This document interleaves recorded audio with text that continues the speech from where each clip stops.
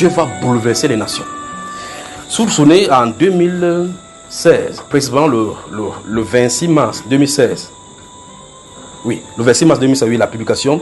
Si vous allez sur Bamba, vous allez dans le message concernant Israël. Le titre, c'est Vision prophétique pour le Cameroun et Israël. Où j'avais parlé d'un côté du Cameroun et de l'autre côté d'Israël. Vous vous souvenez de ça, n'est-ce pas? Qui se souvient, frère? Vous avez là suivi ça, n'est-ce pas? Je vous y invite maintenant parce qu'il va continuer sur un volet maintenant. Vous remarquez que j'avais parlé de ce qui va arriver au Cameroun. Et puis je parle ensuite je passe sur Israël. J'ai dit que John Foundé, ce que vous attendez, c'est à ce moment que j'ai dit ça.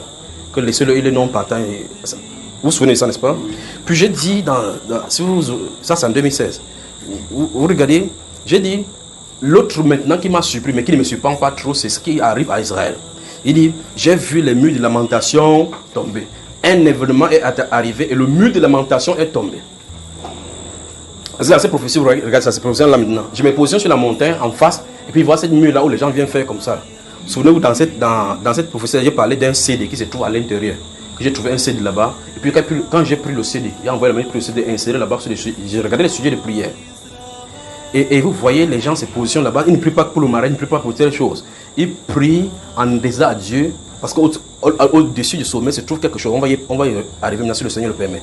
Au-dessus d'eux se trouve le monde du temple. Le lieu de l'adoration. Donc ils vont là-bas parce que le juif est forcément attaché au temple. Alors ils vont là-bas pour dire, Seigneur, jusqu'à quand notre temple? Et voici le moment qui arrive.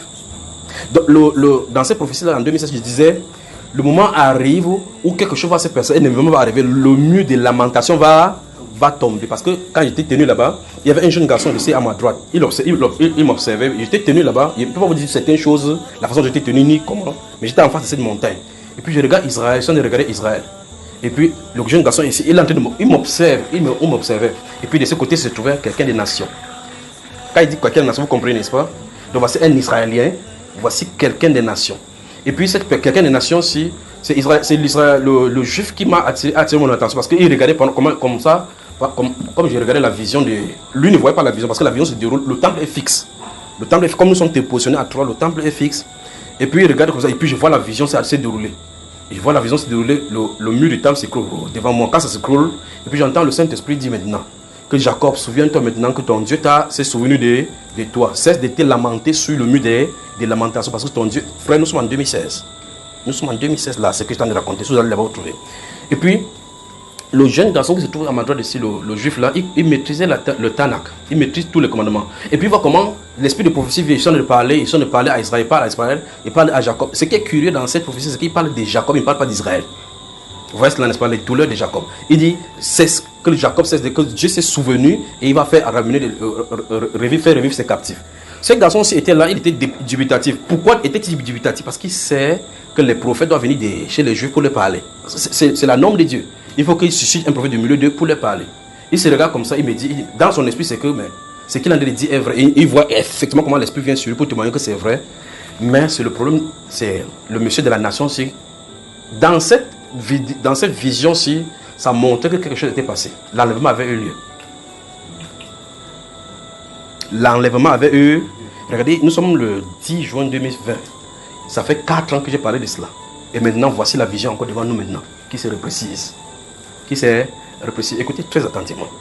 Vous verrez cela à la télévision. Ça, ce n'est plus longtemps maintenant. Vous avez suivi les événements qui se passent en Israël maintenant, comment leur assemblée est bizarre maintenant, au point où même les orthodoxes sont entrés. Ok, maintenant, ainsi dit le Saint-Esprit, des groupes s'élèveront et très bientôt maintenant pour réclamer le départ des musulmans sur le mont du temple, pour que ça soit rebâti. Vous avez suivi maintenant, n'est-ce pas? Donc, maintenant, ça se précise. Donc, vous remarquez que ces groupes-ci, ils sont déjà préparés, ils sont en plein, ils sont en position maintenant de pouvoir. Donc, ils ont poussé. Qu'est-ce qui se passe? Dieu a bousculé le pouvoir. C'est Dieu qui est en train de le faire. Dieu a bousculé le pouvoir pour le faire entrer au niveau du gouvernement. Au point où le politique ne sait plus comment la politique devient. Le politique ne sait plus comment la politique devient. Mais le Seigneur a pris possession d'eux. Alors, les gens vont se lever. Mais qu'est-ce qui se passe du côté du monde? Une fois de plus, ces gens-ci, le monsieur de Guterres, là, je crois que comment il s'appelle encore là? Antonio Guterres. Ces gens-ci, quand ils vont voir comme ça, là, vous allez entendre. Parce que le Seigneur va réveiller encore l'esprit de Cyrus pour qu'il dise encore des paroles plus triantes maintenant sur Israël. Maintenant, quand il va faire comme ça, vous allez voir comment, on va dire, les Nations Unies et la France condamnent les agissements d'Israël. En faisant comme ça, ils sont de lutter contre qui, frère? Contre Dieu. Ils ne savent pas quel est le plan de Dieu. Je crois que il serait temps que je parle ce soir, si vous me permettez, je parle de ces choses pour que vous voyez les événements se dérouler. Quand ça va venir, que vous ne pensiez pas que des choses, ne regardez pas les journaux comme les autres regardent. Eux, ils regardent d'après le nombre humain. Parce qu'il y a des nombres de relations internationales qu'ils ont fixées eux-mêmes. Mais ces relations-là, Dieu s'en fout de cela. C'est pour ça que le président Donald Trump, vous dites, condoléances pour le noir, il vient faire ça parce qu'il en fait. Vous dites, ce type ne comprend pas, il n'a pas pitié, il n'a pas pitié. Frère, l'esprit qui est en lui ne voit pas les choses que vous voyez.